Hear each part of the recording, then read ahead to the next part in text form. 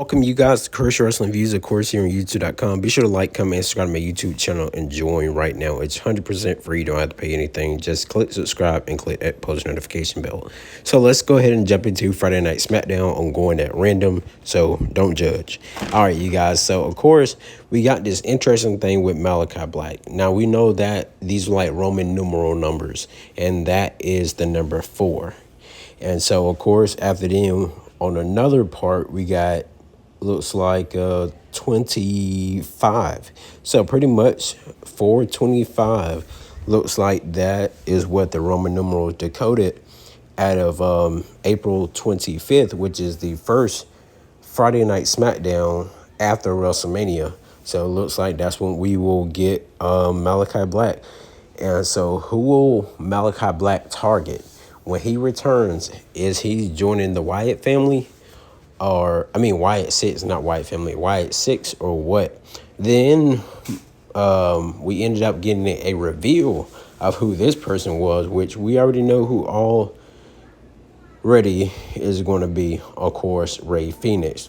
Not only Rey FENIX, they revealed him, but he will be debuting next Friday. A lot of people are glad that they didn't put Penta and Rey FENIX on the same show. And it's also great that Rey FENIX is coming to the main roster, not starting out on NXT and all that stuff. So I'm excited to see Penta. And then they acknowledged that, that's, Penta's brother, Rey FENIX. And I'm glad he kept his name as well, which was pretty awesome. Of course, with the opening of the show, we did get Cody Rhodes. The crowd was embracing Cody Rhodes, saying, the Cody Rhodes, so on. Y'all get the gist. Y'all heard the show and all that. And Cody Rhodes was like happy, holding up the championship and everything. And of course, Randy Orton music hit. Randy Orton makes his way down the ramp, and he pretty much, pretty much is happy for Cody, saying that hey, Cody, you came from a long way back in 2008. I didn't pretty much see you, so on and so forth. And of course now, we, of course, get Drew McIntyre coming out there, and he said if anybody's going to fight Cody for that championship, it's going to be him. And then, of course, Cody Rhodes punches him, kind of like low kicks him, and then like punches him in the, punch Drew McIntyre in the face. So with that being said, you guys, we end up seeing where Randy Orton tried to sneak an RKO, but Drew McIntyre rolls out. And then after then, pretty much we go on commercial break. It'll be later announced that night that we'll get Randy Orton versus Drew McIntyre in a one-on-one match. But I kind of want to go back to that promo. Randy Orton definitely seemed like he wanted to fight Cody, but will it be for the championship, or would it just be a straight one-on-one match? Probably like, I'll say during the summer. But anyways, Randy Orton ended up losing his match, of course, because KO came out there and interfered in his match.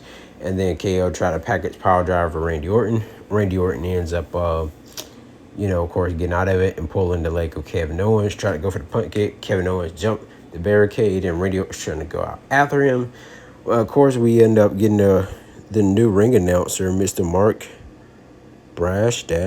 Nash, whatever his name is.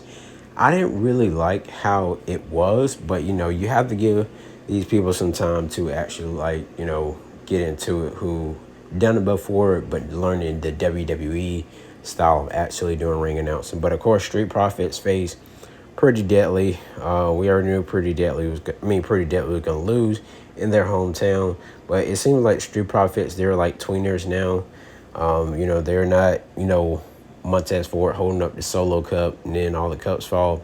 Then we end up getting a backstage promo where they showed, it was like earlier today, where Zelina was pretty much talking with the other one. So I kind of also find it weird that while Hayden Carter and Katana Chance was out there fighting, that Zelina Vega didn't come down and try to pull Chelsea Green from the thing, and they ended up what they call it, the secret of something, whatever. But then again, you guys, we end up, the match was lame, I would say. We end up getting LA Knight versus Braun Strowman, and of course, Jacob Fatu ended up coming out there, stopping the match. He said if anybody's going to get that title, it's going to be him. Of course, bringing it home to the family. So, of course, Jacob Fatu, did his, running hip attacks in the corner. hit the moonsault, I think 2 or 3 times onto Braun Strowman, walked away with that look as he always do, because I really believe, you guys, that Jacob Fatu's favorite wrestler is the Boogeyman. I really feel like that's what it is, because that shake that he does is very funny. And of course, you get a backstage segment to where Jacob Fatu, you know, was told by Solo, hey, calm down and etc. And then look at the way how Tama Tonga is looking at Solo. So will this be a turn? Will they turn on each other before Mania? I can't wait to see what's going to happen, you guys. But Jacob Fatu was like, you better strap up, get in where you fit in, yada da mean. It was funny, you guys. So yeah, Naomi did have have a real interesting promo, and I enjoyed it actually. And I love this. You know, I'm loving this heel character, even though we haven't fully got into that yet. But of course, Naomi would come out and attack B-Fab and Michin, just because before they were coming out making their entrance. They were talking to Jade Cargill and said that Naomi deserved everything that's coming to her.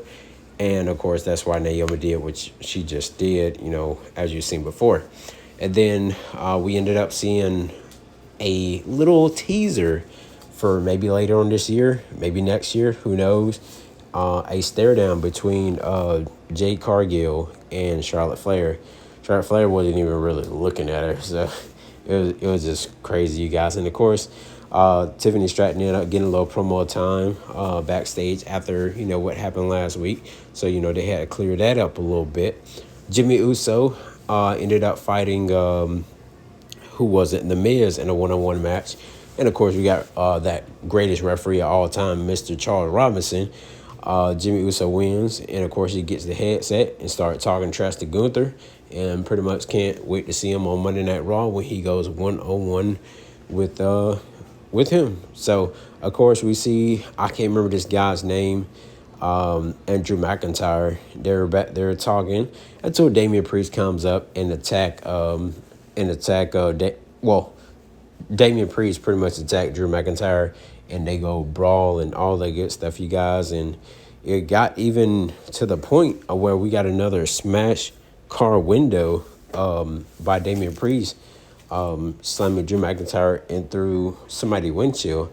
I was like, not another windshield thing, but at least they're not like hiding it or Easter egging or doing whatever what they do. CM Punk did get like a good view of it, and probably got like a good laugh of it as well about Drew McIntyre getting there. And speaking of laughs, Roman Reigns was getting acknowledged by the crowd, where, you know, they were doing like, oh, Roman Reigns, you know, and all that stuff, whatever.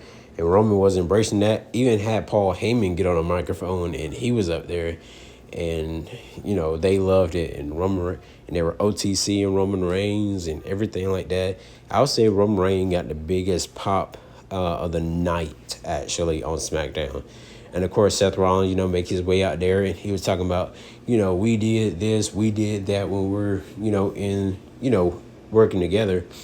And so CM Punk was looking through the contract, was pretty much looking for something like, hey, like dang, like, where is it? And then, of course, Roman Reigns told Paul Heyman to, you know, help CM Punk or whatever, and call him like a rookie and stuff like that. It was kind of weird.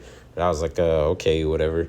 But I know a lot of people don't like CM Punky guys. So, but anyways, CM Punk was up there just sucking up to Roman Reigns, you know, saying, oh, thank you, my tribal chief, pretty much making Seth Rollins madder than he already was. But thing was, that is not the favor that CM Punk was owed by Paul Heyman. I wonder what is it. I'm thinking that CM Punk gets inserted into John Cena's and Cody Rhodes' WWE Championship match, or maybe even the World Heavyweight Championship match. I can't wait to see. Let me know your guys' thoughts and opinions. Show I would have to give it a 7 out of 10. Drop your ratings down below. Like, comment, subscribe. See you guys later. And until next time, Chris Wrestling Views out.